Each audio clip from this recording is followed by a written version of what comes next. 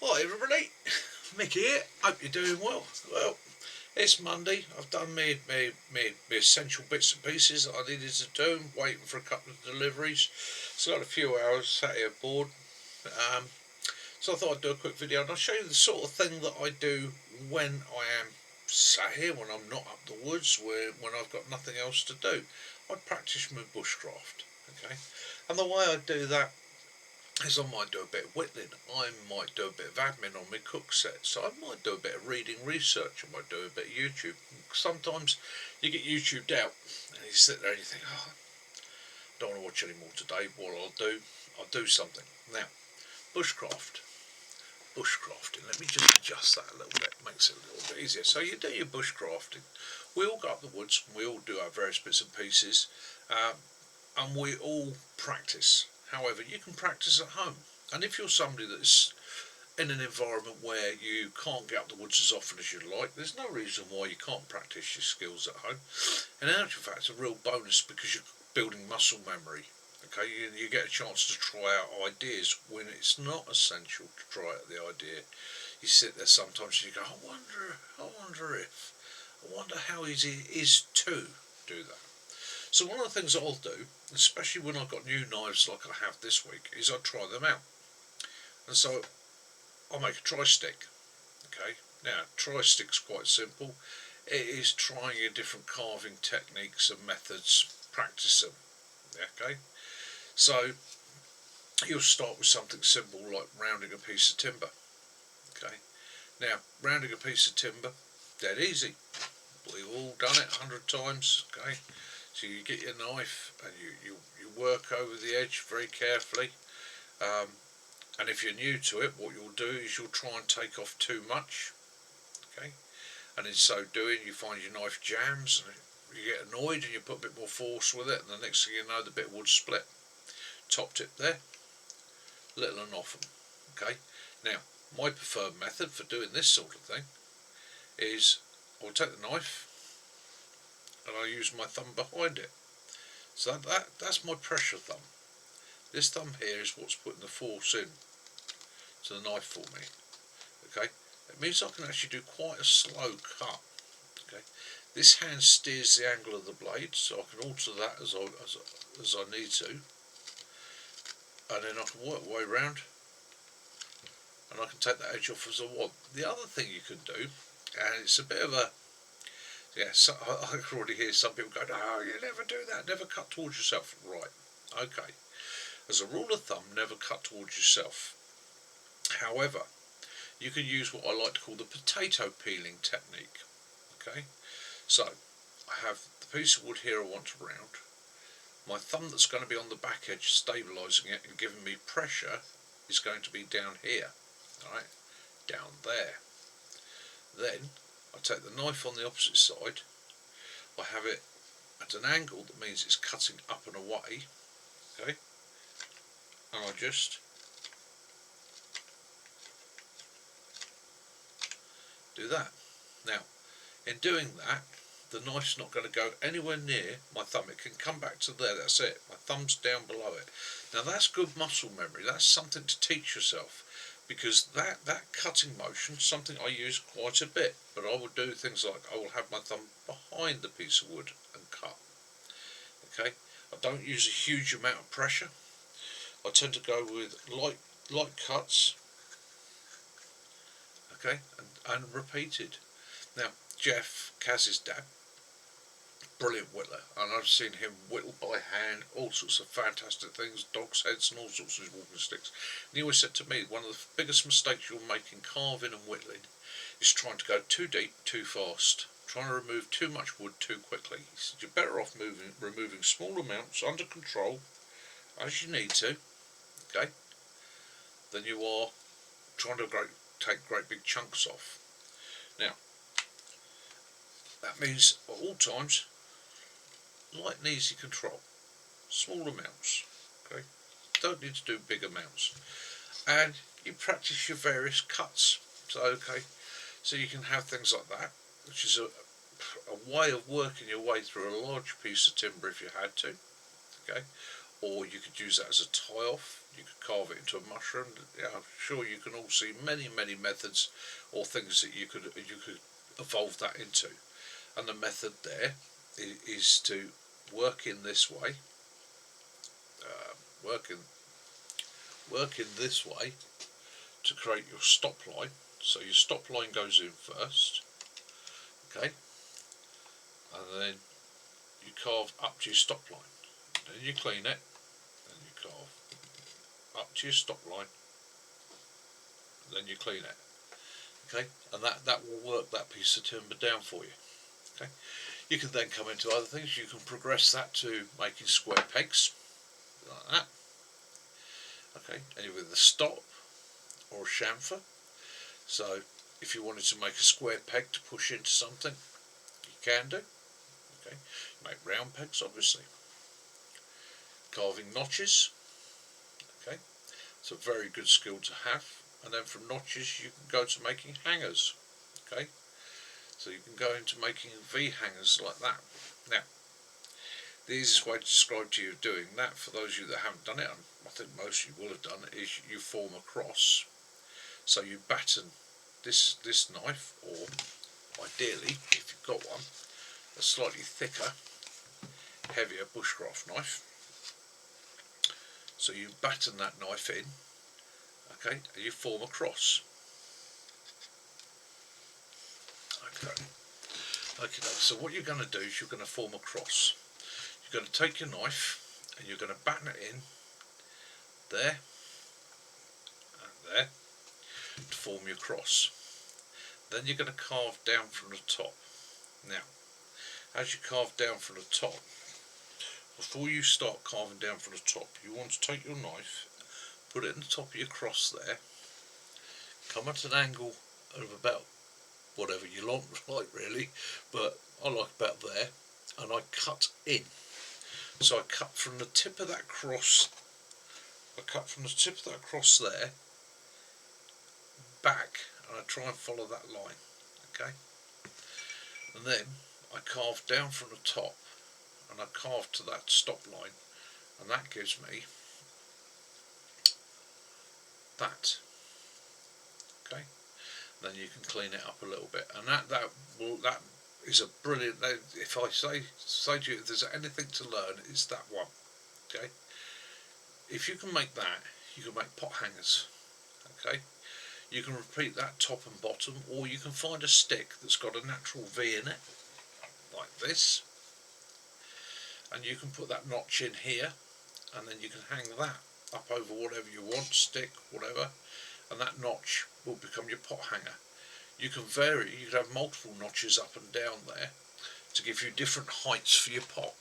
Okay, so that is quite an important one to learn.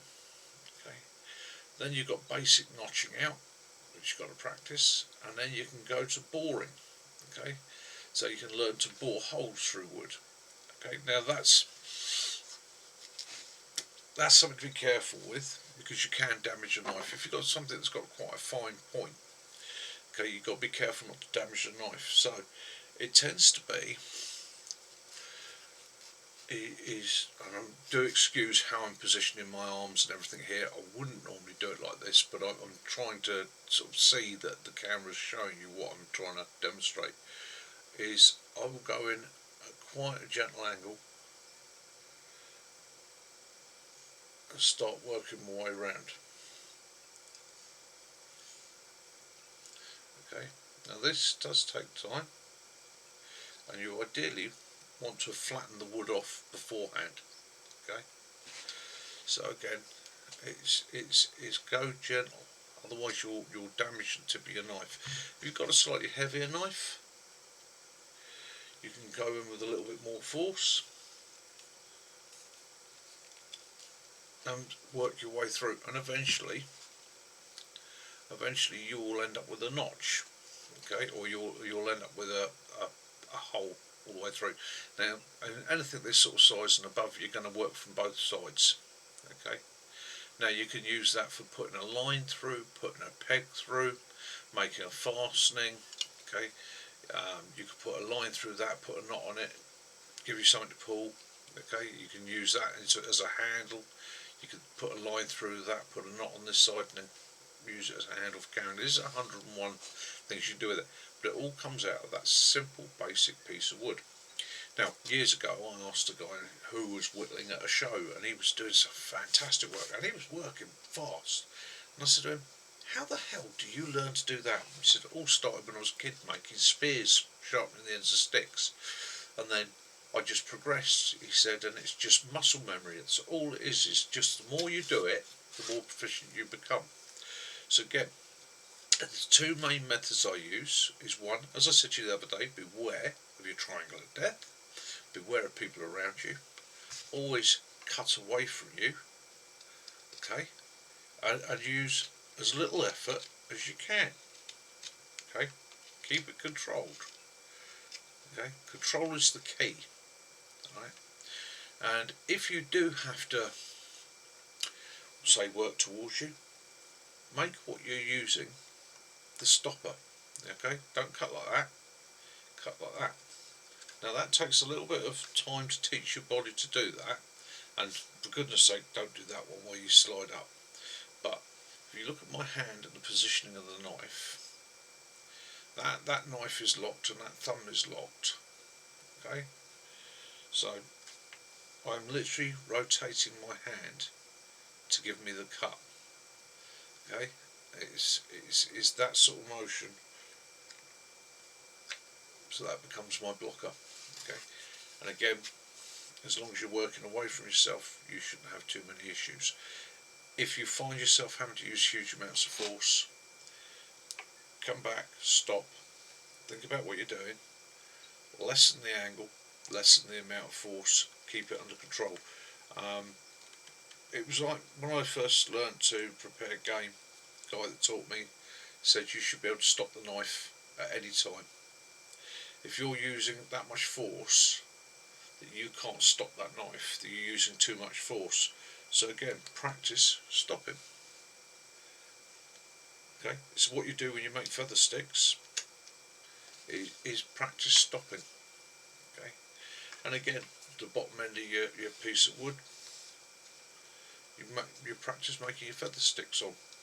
Okay, so again, that's what I do when I've got nothing else on. I'm a bit bored and I want to keep up with bushcraft skills. And again, it means that you can practice this at home. So if you don't have access to the woods, the great outdoors and so on, there's no reason why you can't practice and enjoy your skills. And maybe you'll find you've got a natural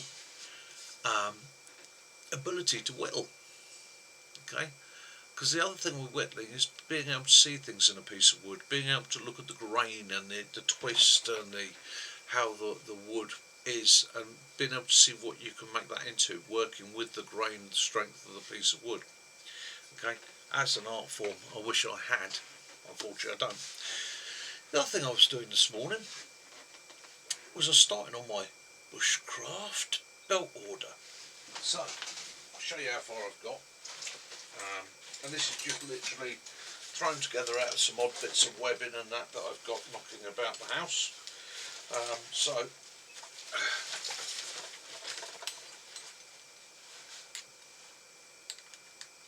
need to adjust the belt a little bit, it's a little bit tight. Breathe in, Mickey. Okay, so there we go, that's where we've got to so far.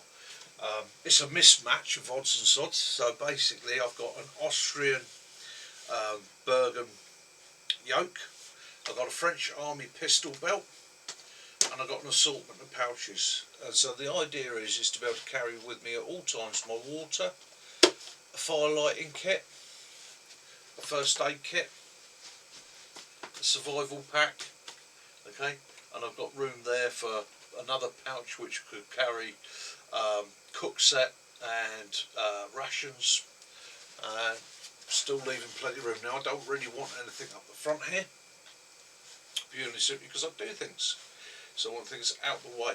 I've gone for quite small pouches. I did toy with using a larger pouch. I looked at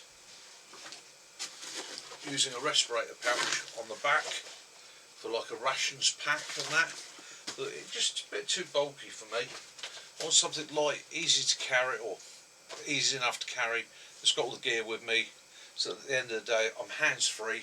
If I'm going for a scramble, I can drop the Bergen, go for my scramble. If I'm going for an explore, I can stash my main kit, my Bergen, which is going to have things like just excuse me, I can stash things like my Bergen, which will have my sleeping bag in it, my tentage or whatever I want. I can leave that, and I can go and have a wander, I can go and have an explore, I can go and have a dig round inside whatever I want. And I've got a basic emergency kit with me that if push comes to shove, I've got everything there to keep me going. So if I wandered off, got lost, separated from my main gear, got enough kit to keep me going. So yeah, that's the beginnings. The gaps will get filled up, but it's just a matter of finding the right pouches to do the right jobs. There we go. So that's what Mickey's been up to. Excuse me, swing round. So that's what Mickey's been up to today. Anyhow, just a quick video. Chuck it out there, see what you think. Hope you're all doing well. Have your adventures, have your fun, get outside, get some fresh air. I'll be doing that in the next day or two with Mac. Oh, I'm looking forward to that. We're going for a lovely walk down the canal. Go and have a look, see what's coming through, see if there's any foraging yet. Anyhow, guys, stay safe, get outdoors, have your adventures, have fun. Yeah, and practice. Okay, so again, for you young ones, for that, and I know a lot of you guys already know all this, but hey, that's just there for anybody new to it, or any youngsters that are wanting to know where to get started. That's what you do, just keep practicing. Anyhow, this is Mickey, Hampshire Outdoors and Survival. Please like, subscribe, share. Join us on a Sunday night, 2000 hours UK time, for our Sunday live stream. And other than that, love those you do, forgive those you don't. Peace and light be upon you all. Till next time, it's Mickey out.